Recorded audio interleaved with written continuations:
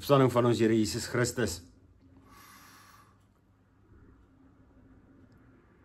Paulus skryf in Korintiërs 15 skryf hy as Jesus Christus nie opgestaan het nie, dan is ons geloofs te vergeefs.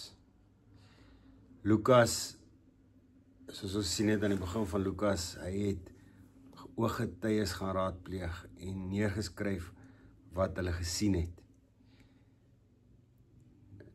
Nou het ons gesien, wanneer ons Lukas gelees het, het ons gesien dat 'n ryk man 'n graf gekoop het.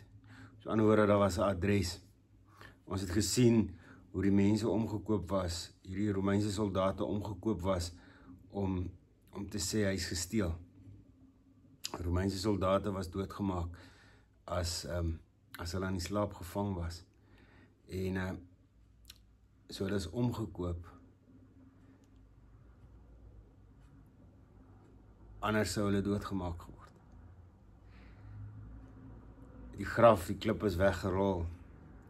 Geen mens sou het hulle eie daai klip kon wegrol. In elk geval nie die twee vroue sou dit reg gekry het nie. Die twee vroue as ooggetuies is die laaste wat 'n mens sou sê as jy wou jok oor iets.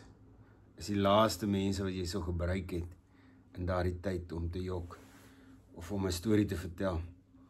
'n kredietwaardige storie te vertel, is vrouens.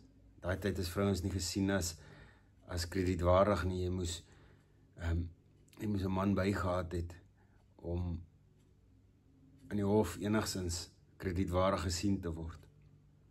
En hier gebruik Lukas twee vrouens. Hy gebruik Romeinse soldate. Hoekom? Want dis die waarheid. In Jerusalem kon hulle sien, maar kon na die graf toe sien en maar hier lê ons Here Jesus Christus. Ek kan jou nou na die graf van my pa toe vat in Christiana en ek kan julle wys daar lê my pa.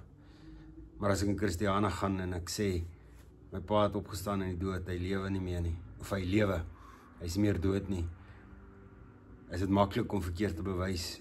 Grou net die graf op en wys hier sy bene. Maar daar was ooggetuies wat hom gesien begrawe het. Ooggetuies 400 het gesien het hy aan verskyn.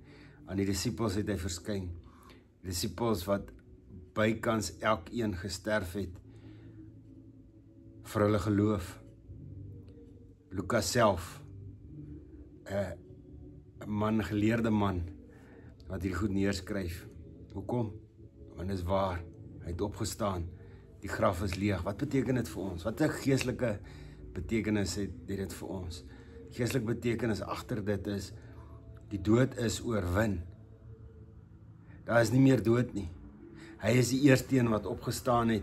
Hy die eerstgeborene.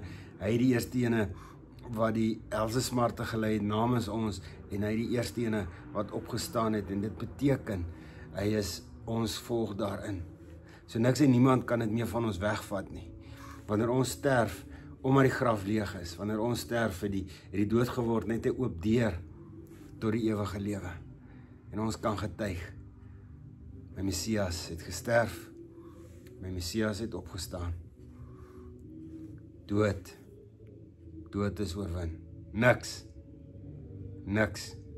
kan ons nou in die hand van die Here red nie. Niks kan ons vervreem van God nie. Ons leef tot in ewigheid. Hy het my sonde kruis toe gevat. Dis begrawe. Die ou mens is begrawe en die nuwe mens staan op. Want die graf is leeg. Kom ons loof en kom ons prys die Here. Hoe soet is hierdie wete. Eendag gaan ons verenig wees met ons ouers en kinders en ons geliefdes wat ons verloor het. Maar die grootste blydskap gaan nie wees dat ons hulle weer kan sien nie. Die grootste vreugde gaan wees dat ons hierdie Messias kan sien. Ons lam wat geslag is. Die leeu van Juda. Dat ons in die teenwoordigheid gaan wees van hierdie grote heilige God. En niks en niemand kan het vir ons wegvat nie. Ons loof die Here daarvoor.